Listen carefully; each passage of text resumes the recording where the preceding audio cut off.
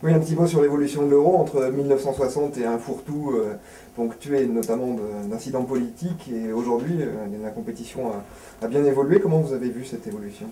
C'est vrai que le premier championnat d'Europe des nations, puisque c'est comme ça qu'il s'appelait, il y avait 4 équipes.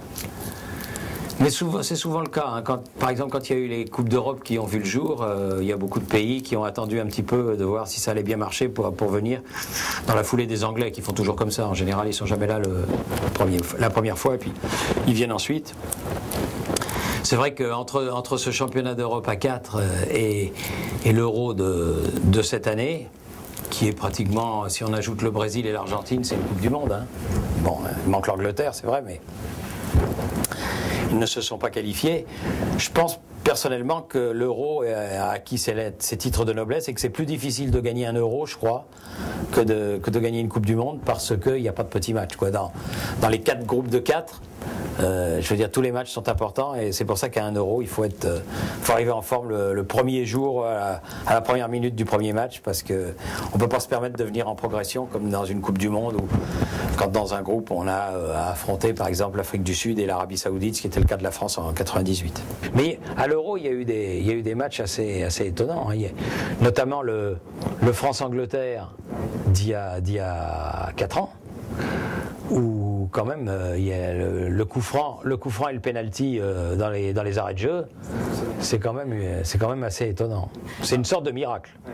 Alors je vais parler, je fais un petit lapsus, c'était l'Euro de 1984. Ah, 84. Voilà, ah oui, d'abord c'était organisé en France, et puis c'est le premier gros titre remporté par l'équipe de France. Bon, c'était avec un Platini au sommet de son art, parce que je crois que son record, un peu comme le record de Fontaine, hein, lui il a marqué 9 buts dans un Euro. Avant que ça soit battu, il va falloir... mais peut-être avec un mec comme Torres, on ne sait jamais. Qui pour vous a été le meilleur joueur français de tous les temps, justement, Ah, c'est Platini. Pour moi, c'est Platini, oui.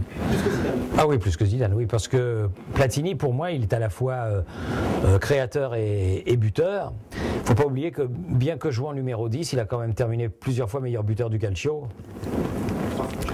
Oui, 3 fois, je crois aussi, et ce qui prouve quand même toute sa valeur. Et puis, c'était un meneur de jeu exceptionnel, quoi. Je veux dire, c'était un grand capitaine comme on n'en a pas eu beaucoup, quoi. Non, pour moi, c'est Platini indiscutable. Comme dans le monde, pour moi, c'est Pelé indiscutable. Un sélectionneur tricolore, lequel vous avez... Ah là, c'est plus... Oui, entre Hidalgo et Jacquet. C'est pas évident, non. Mais enfin bon, je dirais que c'est un beau match nul, 3 partout, quoi. Non, sans doute avec un petit avantage quand même à Aimé Jacquet, parce qu'il y a quand même eu le titre mondial.